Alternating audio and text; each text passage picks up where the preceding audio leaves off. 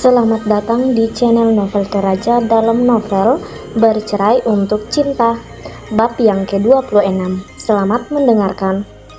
Tring. Wendy membuka matanya setelah mendengarkan alarm yang berbunyi di samping tempat tidurnya. Lalu pria kecil itu dengan cepat mematikan alarmnya.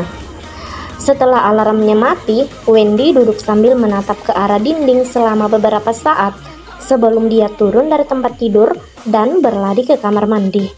Pria kecil itu cepat-cepat mandi dan memakai pakaian terbaiknya, serta merapikan rambutnya sebelum keluar dari kamar dan melihat ibunya sedang sibuk memasak di dapur. "Selamat pagi, Bu," seru Wendy sembari naik ke atas kursi untuk membantu ibunya menyiapkan sarapan mereka. Miranda terkejut melihat putranya yang sudah sangat rapi. "Kau sangat rapi. Apakah hari ini kau ada janji dengan Paman Josan untuk keluar?" tanya Miranda. Wendy mengukir sebuah senyuman di wajahnya. "Tidak, aku hanya mau jalan-jalan sebentar di sekitar apartemen ini," jawab Wendy dengan suara penuh kebahagiaan. Membuat Miranda merasa begitu aneh dengan putranya karena sudah beberapa lama mereka tinggal di tempat itu. Tapi ini pertama kalinya Wendy berniat untuk berjalan-jalan di sekitar apartemen mereka. "Kalau begitu, nanti ibu akan menemanimu," ucap Miranda yang juga merasa cemas kalau putranya mungkin akan diculik lagi jika pria kecil itu berjalan-jalan sendirian. Tetapi Wendy dengan cepat menggelengkan kepalanya.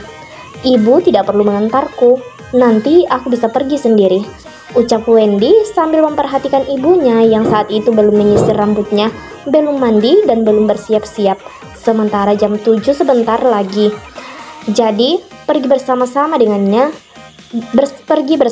dengan ibunya akan mengecewakan ayahnya karena penampilan ibunya yang tidak menarik. "Tidak, kau tidak boleh pergi sendirian, jadi ibu akan menemanimu," tegas Miranda. Wendy langsung menghela nafas dan dia tahu ibunya sangat berhati-hati setelah kejadian penculikan yang ia alami, sehingga Wendy pun mengerti dengan kekhawatiran ibunya. Oleh sebab itu, Wendy berpikir selama beberapa saat sebelum dia berkata, "Kalau begitu, ibu pergilah mandi dan bersiap-siap. Ibu harus berdandan dengan cantik kalau mau menemaniku. Pergi." "Kau ini, apakah sekarang kau malu bepergian bersama dengan ibu kalau penampilan ibu seperti ini?" tanya Miranda. Wendy dengan cepat menggelengkan kepalanya. "Tentu saja tidak.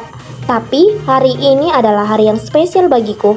Jadi ibu tidak boleh berpenampilan seperti itu saat menemaniku," tegas Wendy membuat kening Miranda berkerut sempurna menatap putranya.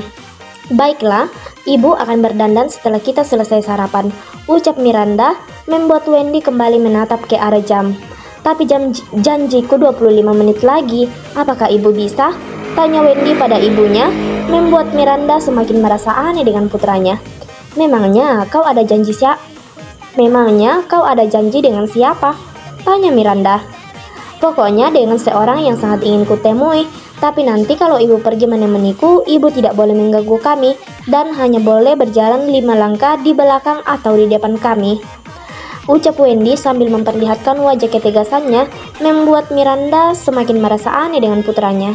Meski begitu, Miranda tetap menganggukkan kepalanya. "Baiklah, ibu mengerti. 5 langkah di belakangmu dan akan berdandan cepat-cepat.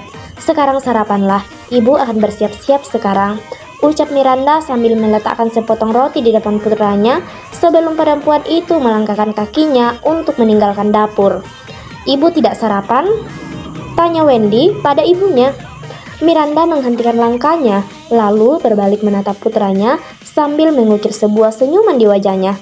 "Jangan khawatir, ibu punya cara untuk mengatasinya," ucap Miranda sebelum dia melanjutkan langkahnya meninggalkan dapur. Wendy terdiam selama beberapa saat menatap kepergian ibunya sebelum dia berbalik melanjutkan sarapannya. "Pokoknya rencanaku hari ini harus berjalan dengan lancar," ucap Wendy dalam hati. Terima kasih telah membaca dan mendengarkan novel Bercerai untuk Cinta bab yang ke-26.